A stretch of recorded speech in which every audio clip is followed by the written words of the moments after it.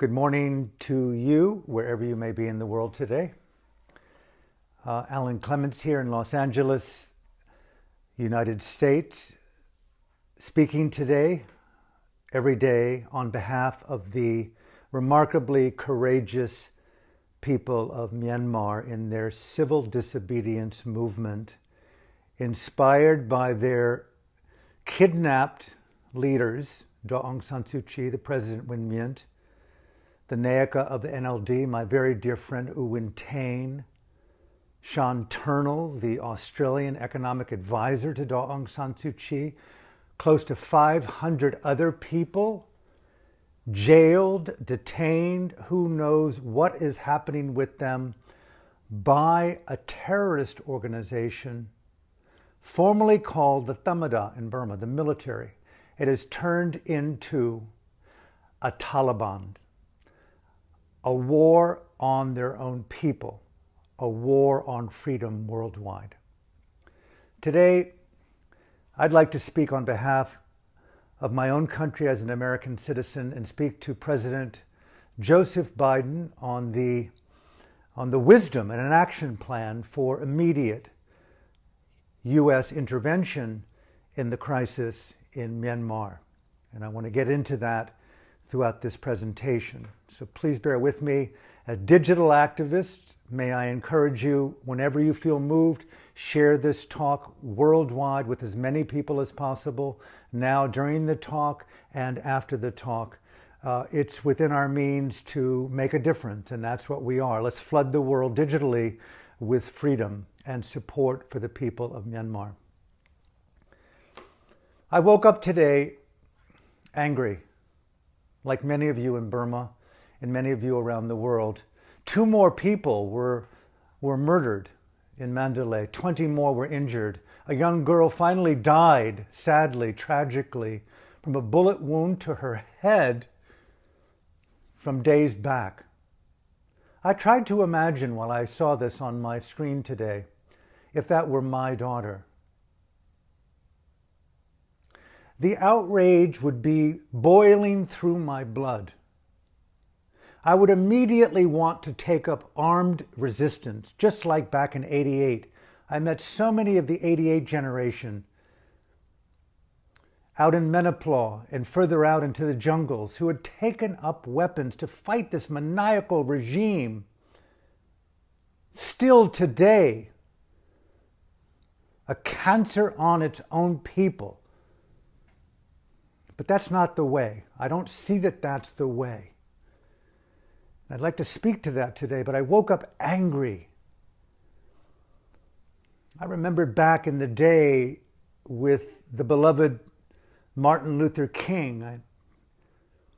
When he was a young man, he won an oratory contest in the city of Atlanta here in the United States. And on his return back to his home with his school teacher, he was told by the driver to get up from their seat to make room for incoming white passengers. And I remember reading, I think it may have been in his autobiography, that it was the angriest moment of his life in retrospect. And his teacher said, let's obey the law. But it drove a stake deep into his conscience, the outrage of an unjust law. And it turned into a remarkable nonviolent revolution of the heart, but it didn't negate anger and bitterness and outrage. And right there is where Daw Aung San Suu Kyi, the other elected leaders in the country, the monks and nuns, the spiritual guides that inform the power of what you're doing in Myanmar, the civil disobedience movement, informed by the power, the strength, the volatility of metta in action, courage in action, freedom in action, that turns that anger, that outrage, that bitterness into the power of using our voice and be heard. So I remember meeting Daw Aung San Suu Kyi during the 95-96 period, and she was telling me a very important story that, Alan, as a nonviolent revolution in our country, trying deeply, person to person, one person at a time, trying to bring a respect for rule of law, a respect for the universality of human rights, the ability to think and dream and act in freedom from fear and want, basic human instincts to be secure and in peace and creative. We don't use the gun. It would be easy to take up the fist and the gun. That's a convenient, lazy, cowardly approach to peace, unity, and harmony.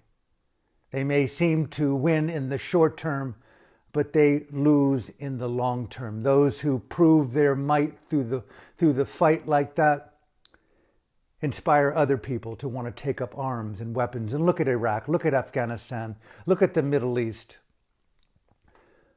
Let me interject here, Mr. President Biden, Prime Minister Justin Trudeau, the Prime Minister of Australia, the EU, the G7. We got it wrong in Iraq. 1 million civilians dead by the meme of spreading democracy, which turned out to be a euphemism for the conquest of oil and the domination of a sovereign nation with an aberrant man at the top to sell weapons to increase the wealth of the privileged in America. Bad design, bad politics. President Biden, I've watched your video, impassioned on the Senate floor, talking to your fellow officials on the importance of invading Iraq now, knowing that the information was a lie. We make mistakes. Afghanistan, how many years passed? And we're still embedded in that quagmire. Look at our support for Saudi Arabia. Look at the humanitarian horror in Yemen. Look at those weapons. They don't even know where they're coming from. But they're American-made, Wall Street-oriented, corporate wealth, white privilege, domination consciousness, dictatorship through violence. We have a chance, Mr. President, to do it very differently today. Burma is a gem in the hand of our heart. It's a democracy that's begging to be seen and heard across the world. Burma is a Tiananmen Square times 54 million. We got it wrong in Hong Kong. It's a year later. And it is conquered by the Communist Party of China. Let not this happen to the people of Myanmar. Daw Aung San Suu Kyi told me, Alan, we don't have the power of the weapon. We don't want it. What we have is our voice. I was deeply, deeply connected to this conversation, and she said, what we do is use our conscience and our dignity, and we make freedom as contagious as possible. That is so rad.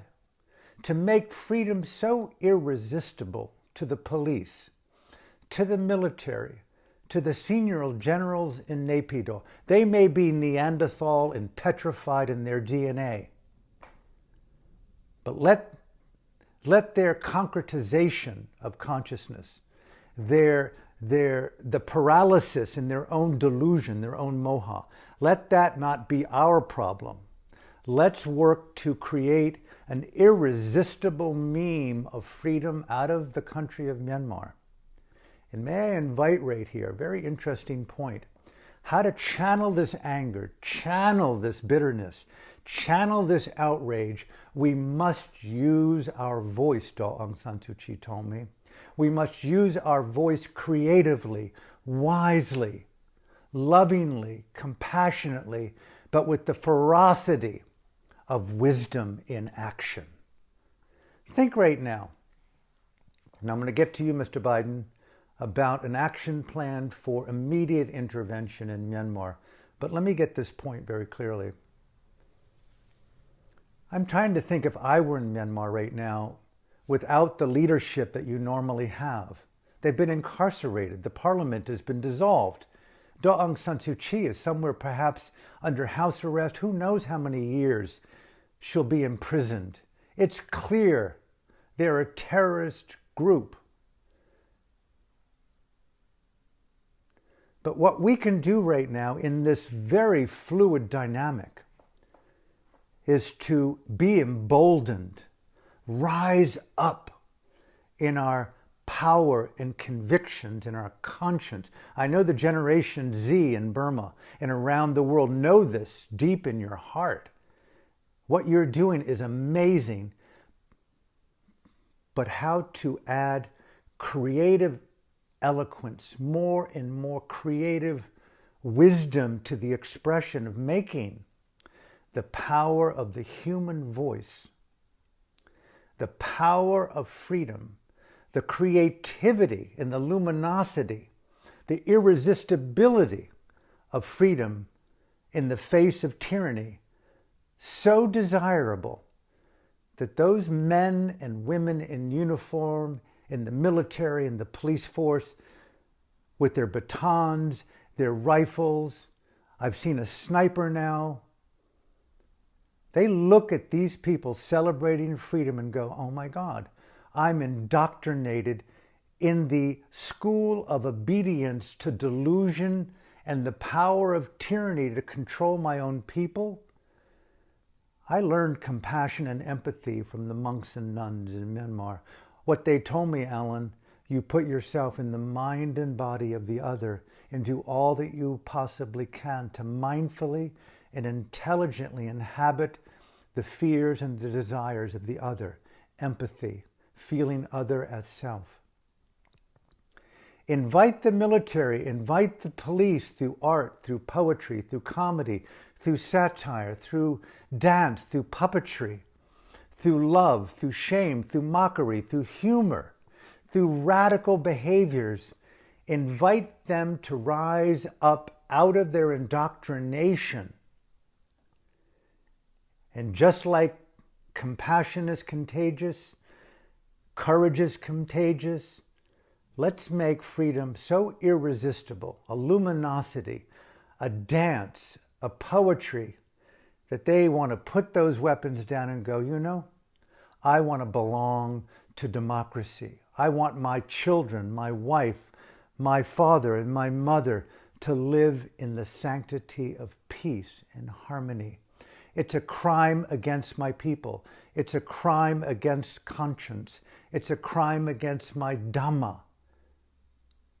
These behaviors and actions lead to ruin in this life. Although I may be alive today, my name and my conscience is dead through these behaviors. And in my next life, I'll be guaranteed to be reborn in a lower loka, in a higher realm. I am doing wrong. I am going to join the civil disobedience movement, the democracy movement,